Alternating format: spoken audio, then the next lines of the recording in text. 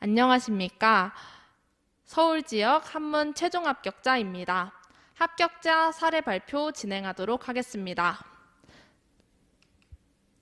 저의 임용 준비 과정을 1차와 2차로 나누어서 말씀드리도록 하겠습니다. 1차 준비 과정은 제 루틴을 가져와서 말씀드리려고 합니다.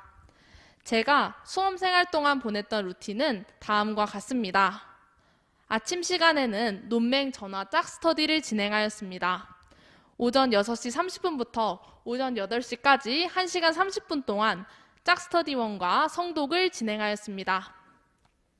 그리고 아침 식사를 한 뒤에 스카로 이동하여서 착석을 하였습니다. 다음으로 오전 시간에는 교육학을 주로 공부하였습니다.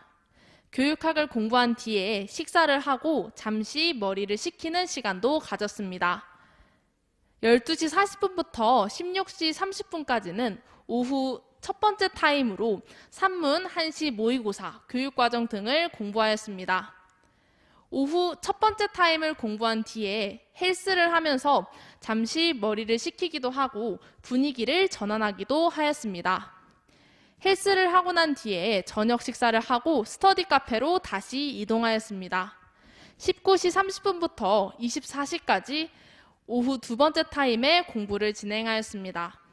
산문, 한시, 모의고사, 교육과정, 교과서 등 오후 첫 번째 타임에 하지 못했던 공부를 진행하였습니다.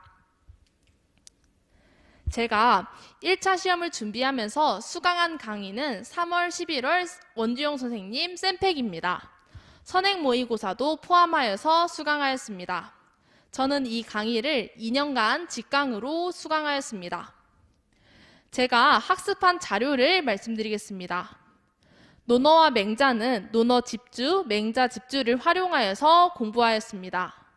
산문은 원주영 교수님께서 저술하신 고려시대 산문 읽기, 조선시대 산문 읽기, 조선의 산문을 읽다를 활용하였고 한국 산문선 여러 권 중에서 일부, 여한십가문초 일부, 그리고 고문진보 후집의 일부를 학습하였습니다. 고문진보 후집의 경우에는 당송 8대가를 위주로 공부하였습니다. 그리고 교수님의 이론 강의를 들으면서 작품을 학습할 수가 있었고 교수님께서 진행하시는 이론에 나와 있는 작품 리스트의 작품 또한 일부 읽었습니다. 그리고 박지원 소설의 일부를 학습하였습니다. 다음으로 한시와 시화에서는 원주영 교수님께서 저술하신 고려시대 한시 읽기, 조선시대 한시 읽기 상하 일부, 그리고 시화 속의 한시 읽기 일부를 학습하였습니다. 교과서는 2015 개정 교육과정의 교과서 내용을 학습하였습니다. 2022 개정 교육과정이 반영된 교과서가 나올 경우에는 이를 고려하여서 학습하시는 것을 추천드립니다. 교육과정의 경우에는 2015 교육과정과 2022 교육과정을 보았지만 2022 교육과정에 더 중점을 두고 학습하였습니다. 어휘는 2023년과 2024년에 원주영 선생님의 이론 강의의 자료의 주석을 활용하였습니다. 자료 주석에 나와 있는 것을 바탕으로 짝스터디로 어휘를 익혔습니다. 모의고사는 2023년과 2024년에 선행 모의고사 그리고 최종 모의고사를 활용하여서 공부를 하였습니다. 다음으로 2차 준비 과정에 대해서 말씀드리겠습니다. 임용고시 2차에서는 서울 지역의 경우에는 교수학습 지도안, 수업 실현, 면접으로 구성되어 있습니다. 교수학습 지도안의 경우에는 1차 발표 전에는 짝스터디로 인증하는 스터디를 진행하였습니다. 교수학습 지도안은 1차 발표 후에는 혼자 작성하면서 공부를 하였습니다. 제가 생각하는 교수학습 지도안에서는 조건을 충족하는 것이 중요하다고 생각합니다. 다음으로 수업 실현에 대해서 말씀드리도록 하겠습니다. 수업 실현 또한 조건을 충족하고자 노력을 하였고 전문성 있는 수업을 만들려고 늘 연습하였습니다. 오프라인 스터디와 온라인 스터디를 병행하면서 동교과 타 지역 선생님들과 연습을 하였습니다. 면접의 경우에도 조건을 충족하는 데 신경을 썼고 현장성 있는 답변을 하고자 노력하였습니다. 두괄식과 구조화된 답변을 하려고 연습하였습니다. 대면 스터디와 비대면 스터디를 활용하였고 타교과 동지역 선생님들과 함께하였습니다. 다음으로는 키워드로 요약한 제 임용 준비 전략에 대해서 말씀드리고자 합니다.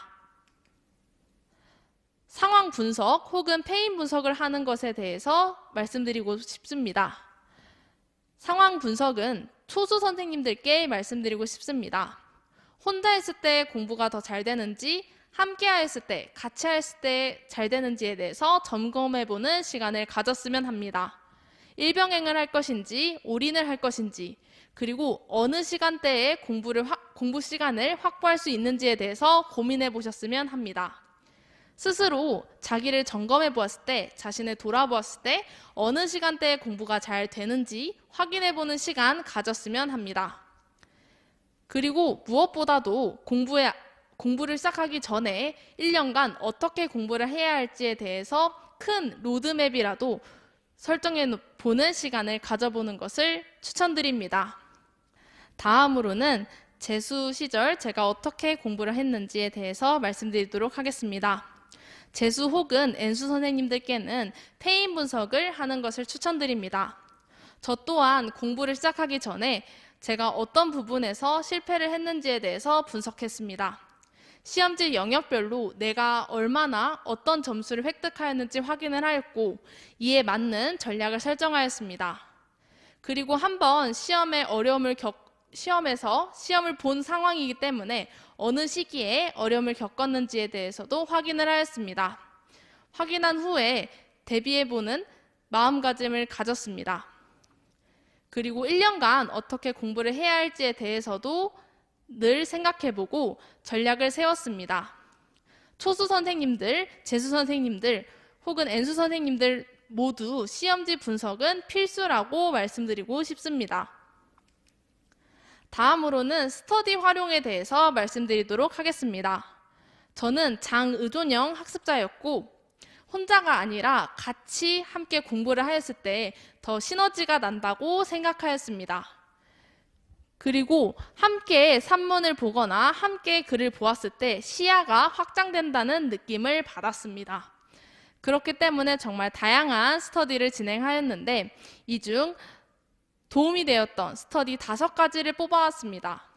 먼저 교육학 영역에서는 아침 전화짝 스터디가 도움이 되었습니다. 전화짝 스터디로 아침에 기상하는 효과도 얻을 수가 있었습니다. 주 3회를 진행을 하다가 점점 시험에 가까워질 경우에는 주 1회로 줄여가면서 혼자 공부하는 시간을 확보하였습니다. 단순히 교육학 개념만 외우는 것이 아니라 행복한 교육과 기출을 고려하여서 인출 스터디도 진행하였습니다. 행복한 교육에서는 요즘 교육에서는 어떤 트렌드가 있는지에 대해서 확인해보는 시간을 가졌습니다. 그리고 꾸준히 함께 공부를 해 나가면서 교육학 개념을 암기할 수 있었습니다. 교육학 스터디를 하면서 꼭 추천드리고 싶은 것은 오답 노트입니다. 오답 노트를 통해 내가 어떤 개념이 인출이 잘 되지 않았는지 확인해 볼 수 있고 이를 통해서 더 정확하게 암기할 수 있는 시간이 될 것이라고 생각합니다. 다음으로 전공 영역에서 진행하였던 스터디를 말씀드리겠습니다. 첫 번째는 논맹 전화짝 스터디입니다. 짝 스터디 1과 함께 아침 6시 30분부터 8시까지 성독을 하였습니다. 성독을 하는 과정에서 해석이 조금 어색하거나 수정되었으면 하는 부분은 서로 정리하여서 피드백을 주었습니다. 주 6회를 진행하였고 계속하여서 논맹을 읽어가는 과정에서 소요되는 시간 또한 감소하였습니다. 이 과정에서 논어와 맹자에 대한 이해도가 더 깊이가 더해짐을 느낄 수 있었습니다. 다음으로는 산문 문제 풀이 스터디를 추천드리고 싶습니다. 밴드를 활용하였고 답안을 작성하는 연습을 하였습니다. 산문 문제 풀이 스터디는 다른 스터디원들과 함께 문제를 풀고 답안을 올리는 형식으로 진행을 하였습니다. 이 과정에서 다른 선생님들은 이 본문에서 어떤 점이 중요하다고 생각하시는지, 어떻게 답안을 작성하는지에 대해서 확인해 볼 수 있었습니다.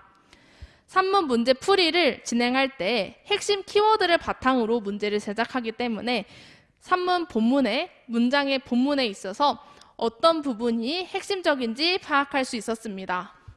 영한 10가문초 본문을 활용하였고 교수님께서 추천해 주신 작품, 교수님의 강의에서 추천해 주신 작품 리스트를 활용하여서 DB에서 찾았습니다. 다음으로 어휘 스터디를 말씀드리고 싶습니다. 원주영 선생님 이론 강의 자료에 보면은 주석이 나와 있습니다. 이 주석을 암기하고 짝 스터디와 함께 시험을 풀었습니다. 시험을 풀어본 뒤에 틀린 내용은 오답 노트를 통해 저만의 어휘로 정립해 나가는 시간을 가졌습니다. 유사어와 반의어도 함께 학습할 수 있기 때문에 추천드립니다. 어휘 스터디에서도 중요한 것은 오답 노트라고 생각합니다. 오답 노트를 통해 더 많은 어휘를 학습하는 시간을 가졌습니다. 다음으로는 시와 전화 짝 스터디에 대해서 말씀드리고 싶습니다. 시와 전화 짝 스터디는 핵심 어휘를 파악을 하였고 기출 교과서를 분석하는 시간을 가졌습니다. 시와 나 한시가 출제가 된다면 어떤 내용으로 출제가 될지에 대해서 짝 스터디원과 함께 고민해 보았습니다. 다음으로는 반복 그리고 복습을 말씀드리고 싶습니다. 복습은 원주용 선생님께서도 강조하시던 부분이었습니다. 저는 공부를 할 때 새로운 산문을 읽기 전에 전날에 읽은 산문을 복습하고자 노력하였습니다. 그리고 강의 또한 복습을 진행하였습니다. 강의를 듣고 난 직후에 강의에 대한 가장 기억이 많이 남아있을 때 복습을 하는 것 또한 추천드리고, 만약 시간적 여유가 되지 않는다면 최소 일주일 안에 복습하는 것을 추천드립니다. 그리고 몇 개월 전에 읽었던 산문을 다시 복습해보는 시간을 가지면서 산문에 대한 이해도도 높일 수가 있었습니다. 다음은 반복입니다. 반복은 논맹 짝 스터디에서 논어와 맹자를 여러 번 반복하여서 읽은 것에서 도움을 받았습니다. 조선시대 산문 읽기 책 또한 여러 번 반복하여서 읽었고 이 과정에서 한문을 해석하는 능력이 조금 더 향상될 수 있었습니다. 다음으로는 쓰면서 공부를 할 것을 추천해 드리고 싶습니다. 사람마다 공부를 하는 방식은 다르지만 저는 쓰면서 공부를 했을 때 가장 많은 도움을 받았습니다. 한문의 해석을 손으로 써보는 공부를 진행하였습니다. 이는 내용을 파악하는 데도 수월하였고 답안 작성하는 데도 큰 도움을 받았습니다. 한자를 손으로 써보는 것 또한 추천드립니다. 답안을 작성하는 데 대비할 수도 있고 그리고 획순을 확인할 수 있기 때문입니다. 마지막으로 키워드로 자기관리를 뽑았습니다. 자기관리로도 3가지 키워드로 뽑아서 가져왔는데요. 첫 번째 키워드는 운동입니다. 처음에 공부를 한 해에는 운동 없이 공부만 진행을 하였습니다. 공부만 하루 종일 진행하다 보니 지친다는 것을 느낄 수 있었습니다. 다음에 재수로 공부하게 되었을 때는 헬스를 주 3회 하였습니다. 그리고 점점 시험 직전에는 공부 시간을 확보하기 위하여서 주 1회로 줄여나갔습니다. 꼭 헬스가 아니더라도 걷기, 뛰기 등 다양한 운동에서 선생님들께서 가장 편하고 잘 할 수 있는 운동이 무엇인지 찾고 하시는 것을 추천드립니다. 운동에서 오는 성취감은 공부에서 오는 성취감과 조금 달랐습니다. 이 과정에서 분위기 전환도 할 수 있었고 기분 또한 전환할 수 있었다고 생각합니다. 두 번째는 환경통제입니다. 저는 음악과 유튜브를 이전에는 공부를 할 때도 시청을 하였습니다. 하지만 재수로 공부할 때는 음악과 유튜브가 제게 방해가 된다고 생각을 하였고 하반기에 과감하게 시청하는 것을 중단하였습니다. 이를 통해 집중력을 높일 수가 있었고 이 부분에 있어서는 개인차가 있으니 선생님들께서 고민해 보시는 것을 추천드립니다. 마지막으로는 멘탈 관리에 대해서 말씀드리고 싶습니다. 처음에는 이것을 틀리면 안 돼라는 마음가짐으로 공부를 임했습니다. 그렇다 보니 점점 시험이 다가올수록 부담이 된다는 점을 느낄 수 있었습니다. 그 이후로 저는 조금만 더 힘내자, 이것만 맞추면 합격할 수 있다라는 마음가짐으로 바꾸었습니다. 이를 통해서 저는 어려운 시험에서도 어려운 상황에서도 긍정적인 마음가짐을 갖는 자세를 가질 수 있었습니다.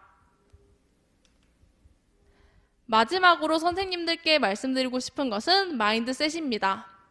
지피지기 백전불태라는 문장이 있듯이 스스로를 알고 시험을 아는 것이 중요하다고 생각합니다. 자신을 먼저 알고 전략을 세우는 것을 추천드립니다. 할 때는 집중을 하고 쉴 때는 제대로 쉬는 것 또한 이 시험에서 중요하다고 생각합니다. 늘 긍정적인 마음으로 나아가셨으면 합니다. 어떤 상황에서도 긍정적인 마음가짐으로, 그리고 이것을 맞추면 난 붙을 수 있다라는 마음가짐으로 임하셨으면 좋겠습니다. 지금까지 합격자 사례 발표를 들어주셔서 감사합니다. 포기하지 않고 끝까지 노력하신 선생님들께 좋은 결과가 있길 바랍니다. 이상입니다.